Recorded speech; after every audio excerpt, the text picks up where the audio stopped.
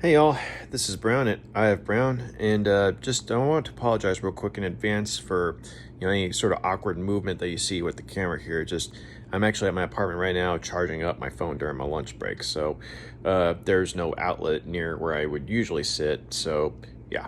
Anyway, though, yeah, I hope y'all have enjoyed this surprisingly nice morning that we've had today. And I know I have, so kind of enjoy it while we can before it gets too hot again. But I just wanted to talk a little bit about the artist Sinead O Connor. My mother actually informed me this weekend that she had passed away, and after looking it up, I found out it was last month. But she's someone that, I'm familiar with the reputation for controversy that she had. What with her, tearing up the Pope, the picture of the Pope on Saturday Night Live back in the 90s. But at the same time, I'm not too familiar with her. Like, I know she's got a body of work that I should probably listen to at some point or another, but I've never really gotten around to it. But I do know the song, Nothing Compares to You, that she did, and that was like her biggest hit, if I remember correctly. And it's a beautiful song. I mean, it's heartbreaking. It gets to you. And the funny thing is, I think it was actually a Prince song originally, but Sinead, she took a shot at doing a cover of it, and lo and behold, you have one of the best songs to come out of the 90s. And I mean, it's a beautiful and sad song all together. And I know that it had some significant meaning for her because she had talked about how she'd had problems with her mother and her father.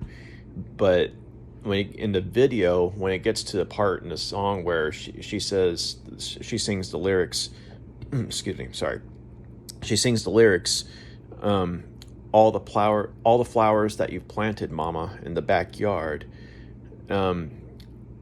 That part in the video, it's like she's looking at the camera and singing the lyrics, and you see this one single tear just roll down her cheek. And that was, as far as I can tell, as from what I've read about the video, I mean, that was spontaneous. Like, it wasn't just a special effect thing. Like, she was actually shedding a tear right then and there because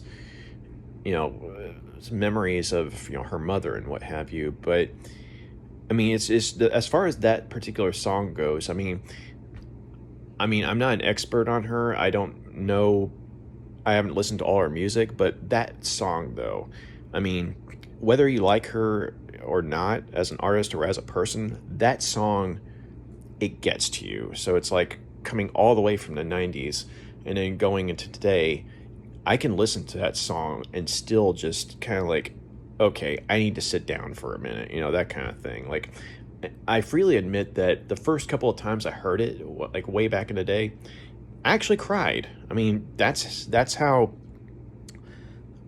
powerful the song was, and that's how emotional her voice was. I mean, what she brought to the song. So I actually heard the Prince version several years later, but I mean, with respect to him, I think that Sinead's version just blows that one out the water, just in terms of pure emotional resonance, and just power, or staying power, I guess you could say. But yeah, I kind of remember, I didn't actually see her do that thing on Saturday Night Live where she ripped the photo of the Pope up, but I kind of saw the aftermath, and this was when I was a little kid, and I didn't really understand what was going on. But my mom and I were living with my grandparents, right? Her parents.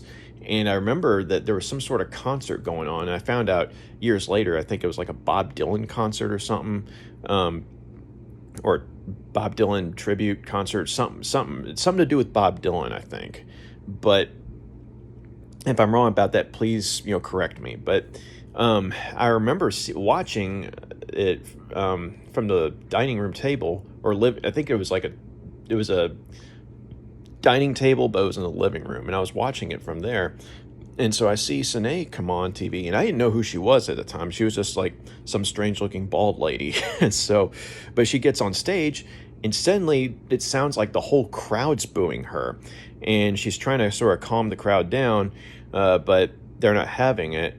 And I just remember, I'm like, why is everyone booing her? And I remember my grandparents, they were kind of, you know, miffed about her too, and I think that was because they were Catholic, and so her ripping up the picture of the Pope, didn't really do her any favors with my grandparents' eyes. But anyway, I remember like there were all these people booing her, and I'm just, as a kid, I'm like, what the hell's going on? Like, why is everyone being mean to her? And then I remember this other guy came up on stage and came up to her and put his hand on her shoulder and just said something to her. And I didn't find out until years later that that was actually Chris Christopherson. And basically, he went out of his way to go up to and just tell her, pardon my language here, but went up and basically said, don't let those fuckers get you down, or something along those lines. But yeah, I thought that was pretty cool of Chris Christopherson to actually be able to, go up and, despite the however many people in the crowd were booming, I mean, he just said, screw it. And he just had her back. I thought that was actually pretty cool. And then she kind of, I don't remember exactly what it was she did, but she did some sort of a cappella piece instead, because she had a whole band there.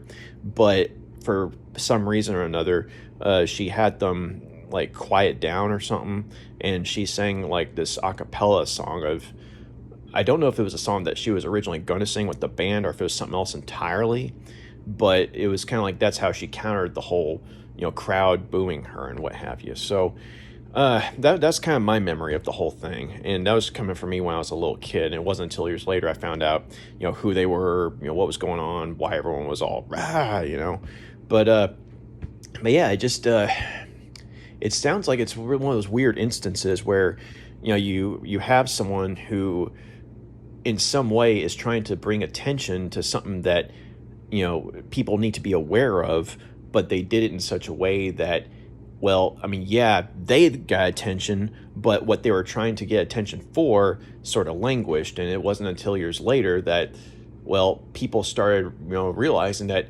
hey, maybe she had a very good reason to do that, for tearing up a picture of the Pope. Because I mean, I'm not Catholic. My grandparents were Catholic, but I'm not. But I mean, I don't really know much about Pope John Paul. I think that was his name, the Pope in the 90s.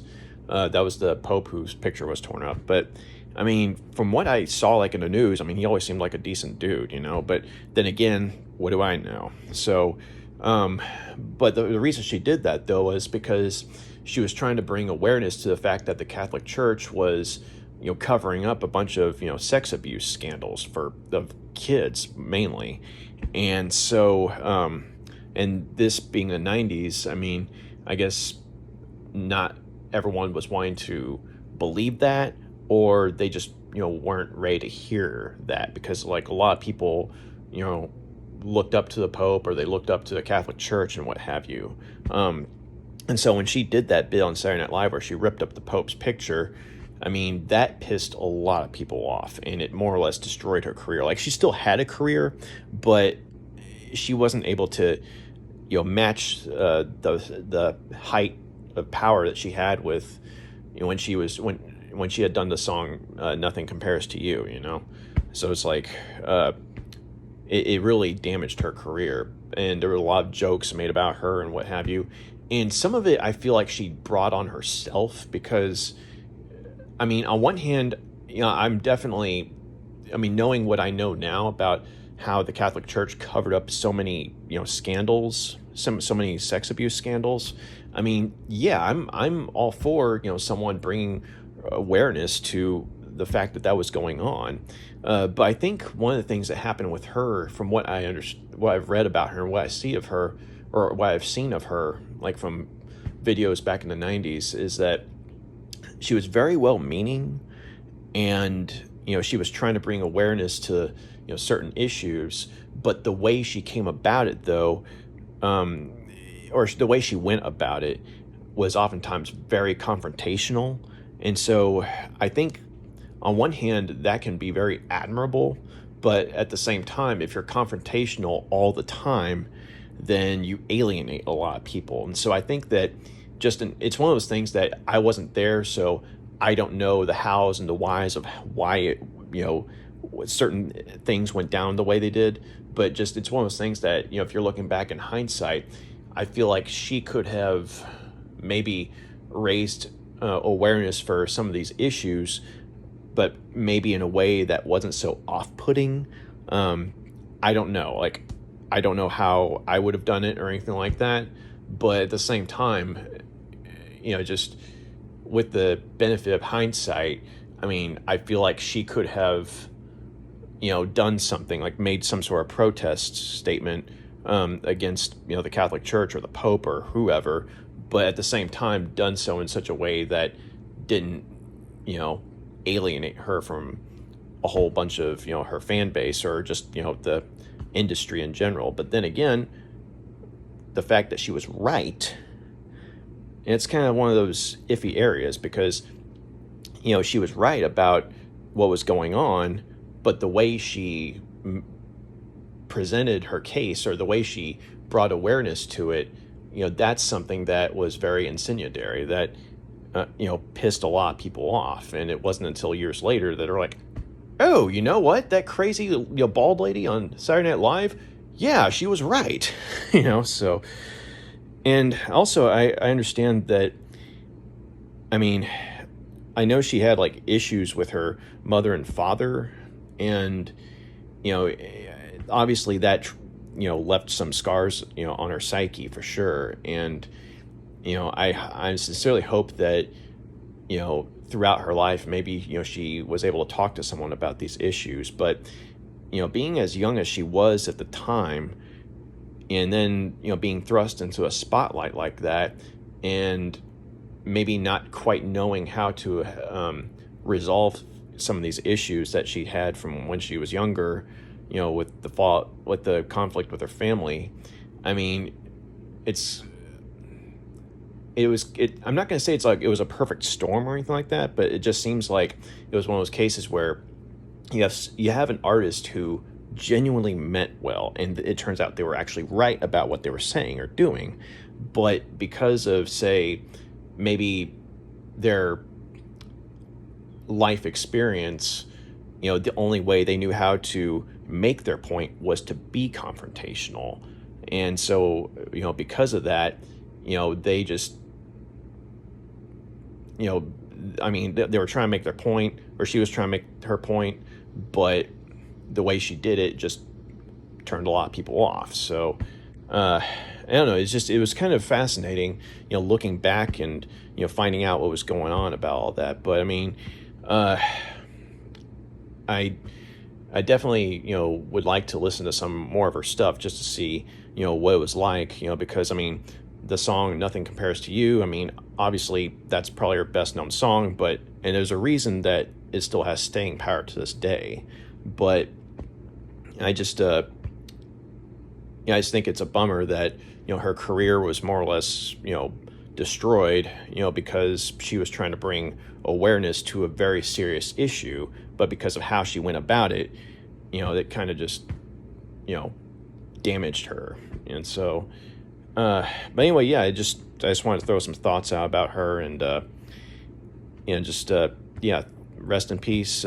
Thank you very much for, giving us, a beautiful song, or at the very least, doing a beautiful cover of a already established song, but also for trying to bring awareness to a very serious issue. So thank you very much for dropping in.